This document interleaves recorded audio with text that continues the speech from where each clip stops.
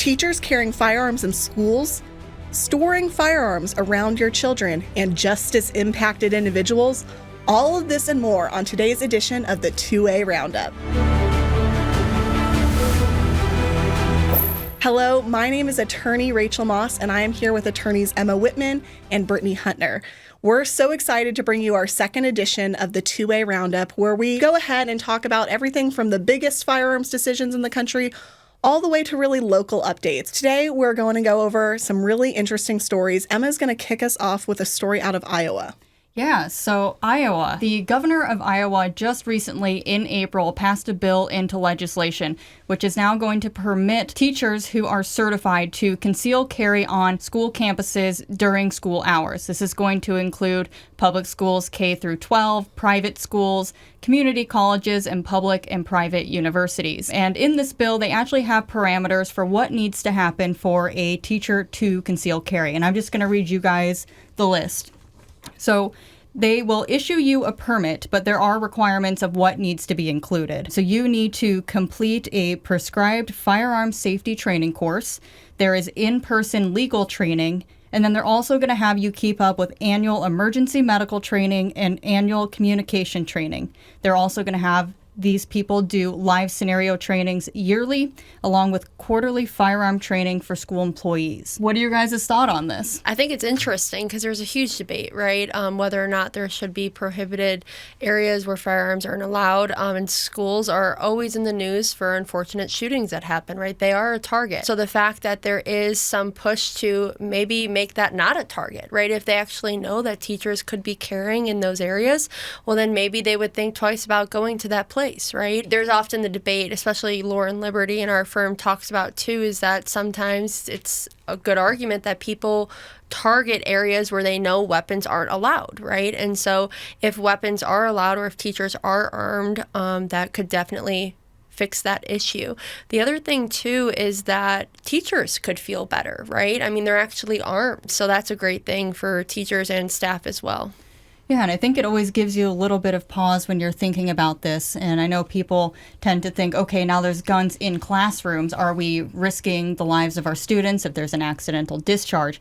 But the fact that they have all of these parameters for training that you have to keep up with, I think that's fantastic. I agree. And I think you made a great point, Brittany, when you said that people might feel unsafe in the schools as it is. The teachers, and there's probably parents out there that are worried about their kids at school.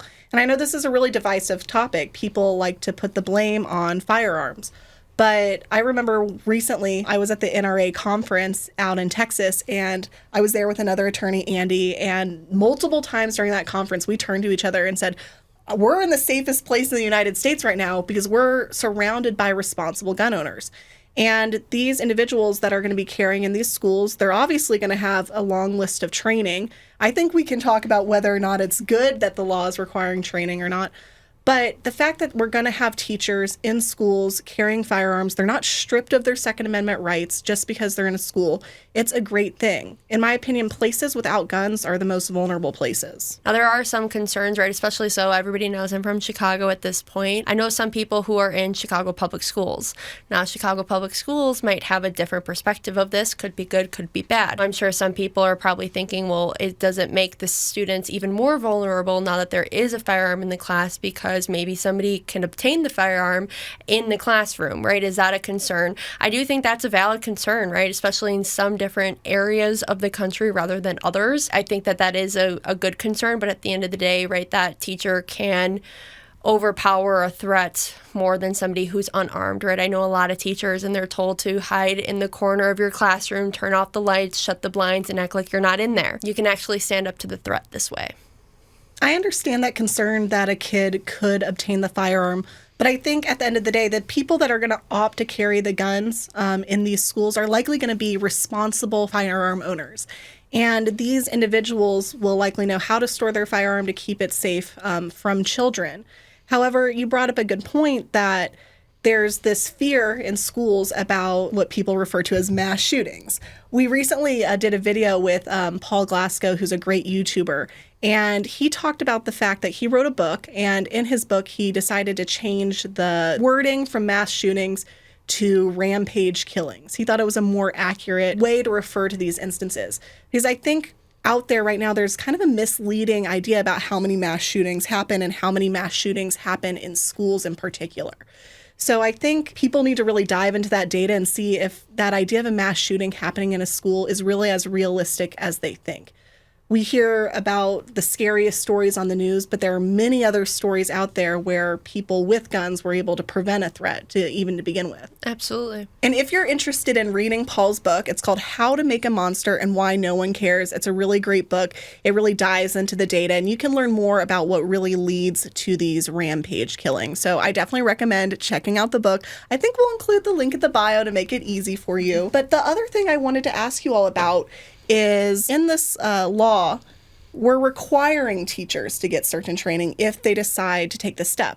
Obviously, you and I, if we just wanted to carry here in Arizona out on the streets, we don't require any training to do so. It's probably good if you go and get that training, but we're not required to do so. What do you think about the state requiring these teachers to go out and get this training? Now, I know that is a controversial topic if the state should require somebody to get training before they can exercise their Second Amendment rights. In this case, though, I do think it's good because you're around so many kids. You're around a different environment than you would be if you're caring to protect yourself. And the training with even the medical training, I think that's great training for anybody to have, right? I do think that also makes, hopefully, people in Iowa feel a little bit better that the teachers that they have in the schools that are actually carrying firearms are somewhat qualified, right? I think that's a lot of concern too, is a lot of people think that they're carrying this deadly weapon and they don't know how to use it. Well, most people, responsible gun owners, of course, know how to use it, but I think that could definitely ease some concerns that parents or, school children or really anybody may have. Yeah, I can understand why putting certain requirements in place might give you pause, but given that classrooms are filled typically for K through 12 with young children, there are going to be parents that may not feel as comfortable with this. Maybe they're not firearm owners or familiar with, how to operate a firearm. They may not feel comfortable. So I think regardless of whether this is a requirement or not, if you're going to carry a firearm for self-protection beyond just yourself and you're really carrying it to protect a classroom full of individuals, I think these are things they should be doing anyways. The one that I really liked is the live scenario training. I think that's really beneficial. K through 12 is probably doing fire drills and things like that, but implementing the firearm into an active scenario if there were to be a shooting there where they needed to defend not just themselves, but other staff members or teachers, students alike, I think it's definitely beneficial. I also think it's good, too, that, let's give props to the teachers that are actually going to go through this training and all of these requirements to actually protect themselves, the classroom, the school, right? That's a very noble thing to do.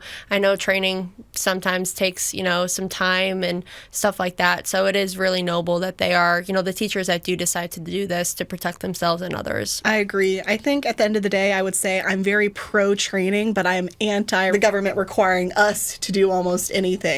So I have mixed feelings about the law, but overall I'm just very excited teachers are going to be in the schools and have that option to exercise their Second Amendment right, just like the rest of us that aren't in schools. The other thing I really liked about this law is that they actually get even more local than just the state level. They actually give districts the power to determine which firearms they think teachers should be able to carry in the school.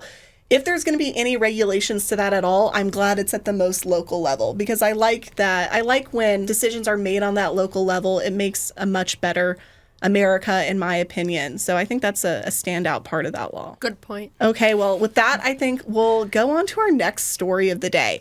So we have another kind of less exciting, I think, gun update coming out of Michigan.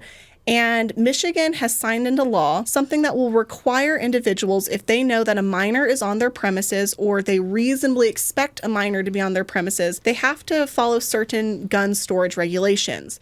They can either, 1, store the gun in a locked box, or 2, they can store the gun unloaded with a lock on it. It's a pretty strict law in terms of the way people have to store their guns. If you live alone, sure, you can store your gun however you want under the law, but anyone that has a kid in their home, any minor, anyone under 18, now is these very strict laws they have to follow. And reasonably expects, right? Reasonable is a very common term in the legal system, as you know, or legal jargon, as you will. And so reasonably expect a child to be in the home is super vague. And I think that could cause some issues too, right? If you have a pool, if you have a pool party, if you have family over for the holidays, that's reasonably expecting a child to be in your home, even if the child isn't normally in your home. Right, so I think that word play in the bill can also make some issues for gun owners. Yeah, I don't know. I think it's great. People, if you're going to have a firearm and either your own children are there or other children around, you should be cognizant of where your firearm is, or if it's within reach of a child that maybe doesn't have the knowledge of what it is or what it can do. But the issue that I have with this is that government is now imposing regulations inside your home. For me, it should start with a conversation with your children, and that should be left up to the parents to decide how they choose to educate their children about firearms, whether they're teaching them gun safety or teaching them what they're not allowed to touch and why. I think it's going a little far for the government to tell you what you need to do inside your own home. Inside your own home. It's kind of crazy, especially we were talking about this topic beforehand, and we were just talking about how in a situation where you actually need to defend yourself, right, which a lot of firearm owners have firearms in order to protect themselves. In that situation, how much time do you actually have to load the gun or to do the code and get the gun out and then protect yourself? So I do think the whole point of having a firearm inside most times is to protect yourself, and that really hinders or could potentially hinder that ability, which I'm sure a lot of people are worried about. Seconds matter, in these self-defense situations. And if you have to go unlock your firearm, or if you have to both unlock your firearm and reload the firearm, those seconds could take what could have been a self-defense situation into a situation where you're now the victim. And while this law is designed to protect minors, it could end up hurting minors in the end if parents aren't able to protect their kids with the firearms that are in their home. Emma, I think you were spot on that these types of issues should really be up to the parents, up to the homeowners.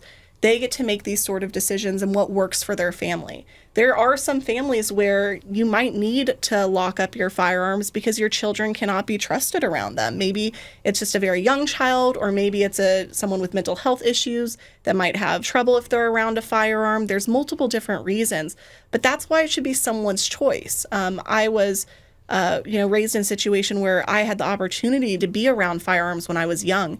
And I felt like it was very beneficial to know where firearms are located. I actually think it's safer when children know where the firearms are, know how to handle them.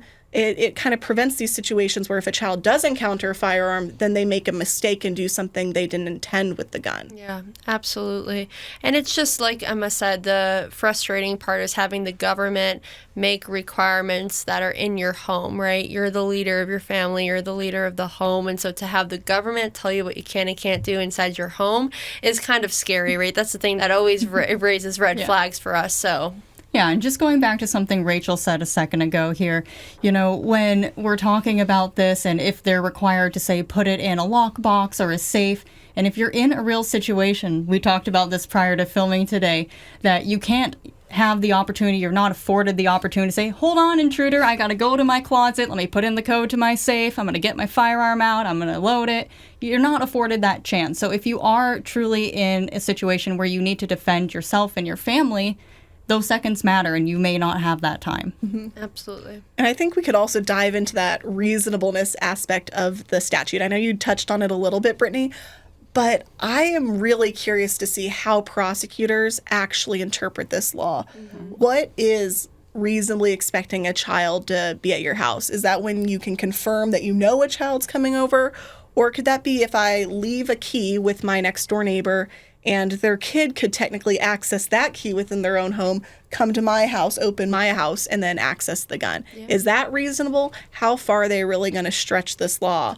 And I think that could be kind of scary for gun owners in Michigan. Sure. Well, I think Brittany is going to take us away next with a story out of Illinois, her home state. Yes, so there was some clickbait with Illinois recently. We got to the bottom of it. We did some research into the House bill, and now we kind of know what's going on. So there was a lot of stories that as of right now, there's going to be a new bill on Governor Pritzker's desk to be signed into law that kind of changes the title of people who have been in the criminal justice system from offender to justice-impacted individual. Now, there's a lot of clickbait saying, oh my gosh, I can't believe this. This is going to be so much time and money for people to change this in the system. It's going to cost the taxpayers millions of dollars.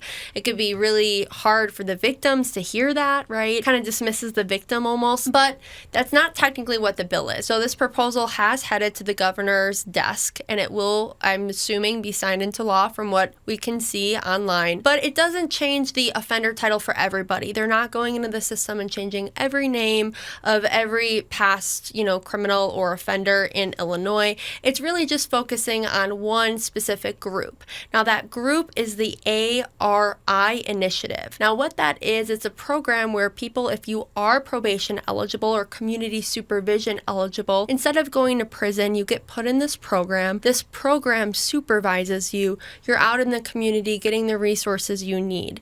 Now, that is being changed. So if you are in that program, the title will not be offender anymore. It will be that justice impacted individual. So there was a lot of clickbait saying every offender is now a justice impacted individual. We can say, well, what's next? Is it everybody? Right? But as of right now, it is just a specific subset of individuals in the justice system. I know it sounds better than it actually is, but it still sounds a little ridiculous to me. I mean, justice impacted individuals, is there really a need for us to go in and change this? Is this really what we need to be spending tax dollars on? Is this really the biggest priority for legislators out in Illinois to change something from offenders to justice impacted individuals? As a criminal defense attorney, I really believe in giving people second chances. But if you're in this program, the fact is you're in this program because you are an offender. You did do something wrong. Mm-hmm. And that doesn't mean your life should be ruined forever. It means you should have a chance to get this program, reap the benefits of it. And I don't want to give someone that offender label forever, but do we really need to be going and saying justice impacted individual? I think it's just kind of watering down something for no good reason, frankly. Yeah. And, to your point about, what are the victims of these crimes or potential crimes going to think? And, when I first heard this term justice impacted individual, my first thought is, well, couldn't the victim be classified that as well? They didn't choose to be participants in a justice system. While I can understand that maybe this is something that they're trying to better the defendant's chance at rehabilitation and not placing a label that may be deemed harmful or viewed as harmful for certain purposes, it doesn't change the outcome of whatever their criminal case was. They're still an offender for all intents and purposes. Yeah. The whole label of justice impacted individual almost takes away the defendant's actions, right? So the justice impacted individual, I think, is interesting because it almost says the offender is the one that was impacted by the justice system, right? Which you could argue the victim would be. And, in our cases, what we like to do a lot of the times is mitigation of saying that you own your mistake, you learn from it, you get better, right? Your actions are what caused you to be in the justice system, right? The justice system wouldn't have affected you if you didn't do the wrong thing or commit the crime that you did, right? So I do think it's a little weird that they are naming it justice impacted individual. And I do think too, a lot of people are going to say, what does that mean, right? I don't know what that means. And then you're going to have to explain it anyways, right? Because they're not used to this title. Right. So I do think that, I don't think it'll change anything, in my honest opinion, right? But maybe it will. But, I do understand, especially the argument, well, what's next, right? Yes, they're just starting out, kind of testing the waters to see if people will kind of object to it or not. And then they're going to, move it to the whole state or do more programs, labeling people justice impacted individuals. So I do see that it can kind of open the door to kind of do this in the future. Mm-hmm. I think you were spot on when you said that part of pleading guilty to something is taking responsibility for your actions. I think one of the first steps in rehabilitation is admitting you did something wrong. And maybe this label will kind of feel like people aren't taking responsibility for their actions anymore. But also, as a criminal defense attorney, we talk to people, and I think the last thing on their mind when they're facing like a serious case, especially felonies, is how they're referred to in the justice system. Most people are concerned about, oh, what is my potential penalty? What if I don't comply with this program? Am I going to be able to complete every part of my program? I've never once had one of my clients come up to me and say, oh, I don't want to be called a criminal. I don't want to be called defendant. Yeah. So I don't think this is something that's even on the top of the list of the people it actually affects. So I'm not a fan of unnecessary legislation, and I think this is just another example of it out there in Illinois. It's kind of a feel-good thing, right, for the people who did wrong, right? But let's kind of talk about the substance of the ARI program instead of just kind of the label of individuals in it. So I'm a big proponent of community supervision if it is allowed in the statute. I think that giving somebody the opportunity to get the services they need to rehabilitate them is always better than throwing them in a cage, right? And so the fact that Illinois is putting a lot of money into this program is giving individuals the ability to get the resources that they need to be the best version of themselves going forward and give them support after this crime occurred is a great thing for the community, and it really could help recidivism. So I'm all for the actual program. From what I've read, I think it could be doing good things for individuals. But again, you do have to qualify for it. There's a lot of parameters. I understand people do mess up still, right? But all in all, I do believe that community supervision is always better than prison for most people, okay? There's always exceptions, but, I do think that a program like this could be successful. Yeah, I think it's definitely a case-by-case analysis for these types of things. In most states, Arizona included, there's something called diversion, where if you admit fault to a crime, you're given an opportunity to enter some sort of program, and in exchange, the case against you will be dismissed. I'm really a fan of programs like that, and it's not for everyone. There's certain crimes that, don't fit well into programs like that, but there are some crimes where if people are just given the opportunity to first get the help they need, often it's things like drug counseling, maybe it's an anger management class, they can often get some rehabilitation and then be better off than before. I know I've represented multiple people that have done these types of programs and then never had another, criminal issue after doing a program like this. In contrast, I know that there's people out there that after doing one of these programs do continue to commit crimes. So I recognize there is some controversy around these types of programs. Overall, I think it's worth trying these programs, making changes as needed. I think it could have a long-term benefit to these communities. Yeah. Thank you, everyone, so much for tuning in to this edition of the 2A Roundup. We hope you enjoyed these stories today. Be sure to like, comment, share, and subscribe. And let us know in the comments below if there's any other topics you'd like to see covered in future videos. Be sure to check out our websites. If you are interested in joining our Attorneys on Retainer program, you can find all that information on attorneysonretainer.us. And if you are interested about learning more about the firm, our philosophy, and if we can help you in any case that you may have, check out our website, attorneysforfreedom.com. Thank you, everyone, for tuning in to another episode of the 2A Roundup. Tune in for another episode next month. Cheers.